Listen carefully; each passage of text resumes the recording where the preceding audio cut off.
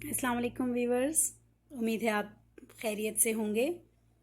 आज हम आपके साथ शेयर करने जा रहे हैं भिगारी दाल की रेसिपी। मूंग मसूर मिक्स हम भिगारी दाल बना रहे हैं। तो रेसिपी की तरफ चलने से पहले हमें उम्मीद है कि आपने हमारा चैनल सब्सक्राइब कर लिया होगा और हमारी वीडियो को भी यकीनन लाइक करने वाले होंगे। तो चलें अपनी आज की रेसिपी की तरफ। आधा कप हम मसूर दाल लेंगे और इसको आधे जो बाकी रह गया इसको मूंग की दाल से फिल कर लेंगे। दाल को धोकर अब हमने चूल्हे पर रख दिया। अब इसमें पानी डालेंगे हम। ये हम इसके अंदर 1 गिलास पानी ऐड किया और ये आधा गिलास और ऐड किया। हमारे पास बड़े गिलास हैं इसलिए हम 1.5 गिलास ऐड कर रहे हैं। अगर आप चाहें तो छोटे वाले अगर हैं तो फिर आप 2 गिलास ऐड करेंगे। फ्लेम को ऑन करेंगे। इसके अंदर हम अब ऐड करेंगे रेड चिली, हल्का जायका,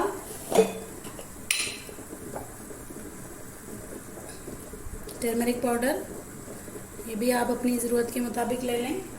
हम लोग थोड़ा थोड़ा इस्तेमाल करते हैं क्योंकि हमारे घर में मिर्च मसाला ज़रा कम खाना खाया जाता है।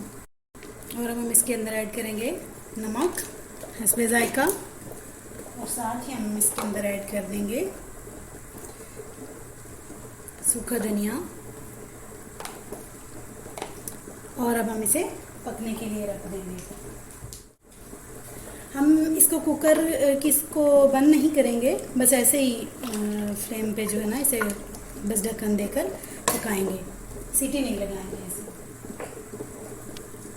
तो ये देखिए हमने कुकर पे ढक्कन दे दिया है। देखें वैसे ही हमने ढक्कन दिया है। लेकिन अगर आप चाहें, हम वैसे इसको वैसे पकाना चाह रहे हैं, लेकिन अगर आप इसे चाहें, अगर आपको जल्दी है तो आप इसको प्रॉपर रबड़ लगाकर और इसके ऊपर जो है वो सीटी लगाकर, वेट यानी लगाकर सिर्फ 5 मिनट में इसे गला सकते हैं। सिर्फ 5 मिनट के लिए आप इसे कुकर लगाएंगे तो उसमें वेट लगाएंगे तो वो 5 मिनट में बिल्कुल गल जाएगी। ये देखें दाल हमारी बॉयल होना शुरू हो गई है। फ्लेम को हम मीडियम कर देंगे और ये थोड़ा सा हटा देंगे ताकि इसके अंदर से भाप निकलती रहे। तो चलें हम अपनी दाल को देखते हैं। तकरीबन जी दाल गल चुकी है हमारी। कोई और पानी ऐड नहीं किया। चेक कर लेंगे, गल चुकी है। अब हम चलते हैं अगले प्रोसेस की तरफ। चलें जी, फ्लेम को ऑन करते हैं। ये हमने एक पैन में जो है वो ऑयल ले लिया है।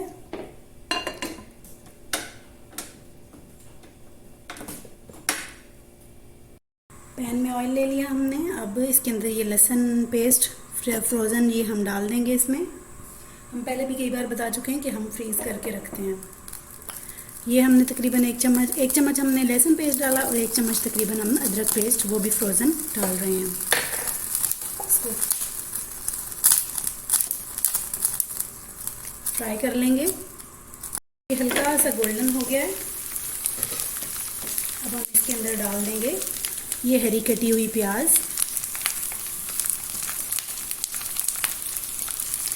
और साथ ही ये हमने 7 से 8 हरी मिर्चें काट ली थी, ये भी हम इसमें डाल देंगे। और अब हम इसके अंदर थोड़ा सा ज़ीरा डाल देंगे। थोड़ा सा इसको फ्राई करने के बाद हम इसके अंदर थोड़ा ज़ीरा डाल देंगे।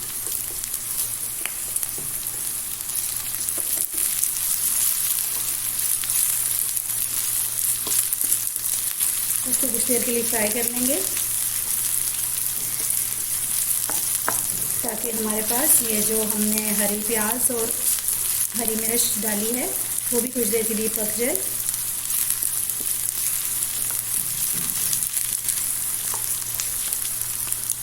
ये हमारे पास इस कंडीशन में आ गया जी बिगार। ये देखें। अब हम यहाँ पर रखेंगे वो दाल जो हमने बनाई थी। हम ये बिगार जो है वो इसके अंदर डाल देंगे और अच्छे से मिक्स कर देंगे इसे। ये जी तैयार है हमारी बहुत ही ज़बरदस्त दाल। अब हम इसे डिश आउट करेंगे। सॉरी, डिश आउट करने से पहले हम इसके अंदर थोड़ा धनिया ऐड करेंगे। भूल गए थे, सॉरी, थोड़े भुलक्कड़ टाइप वाक़ई हुए हैं हम। तो हम थोड़ा इसमें हरा धनिया फ्रोज़न ऐड करेंगे।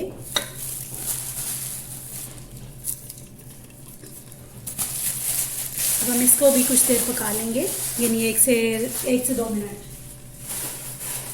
वैसे जब आप फ्रेश डालते हैं तो तब इसे दोबारा से पकाने की ज़रूरत नहीं होती, आप कच्चा भी डाल सकते हैं। लेकिन हमने चूँकि फ्रोज़न ऐड किया है तो इसमें हम ज़रा सा थोड़ा सा इसे पकाना पड़ता है, क्योंकि बहुत ठंडा हो जाता है फिर सालन एक तो, और दूसरा वो कच्चा कच्चा सा फील होता है। क्योंकि जब हम धनिया फ्रीज़ करते हैं तो उसमें कुछ ना कुछ वो बर्फ़ और पानी सा आ जाता है, तो इसलिए हम एक आध मिनट इसको फिर से पकाएंगे।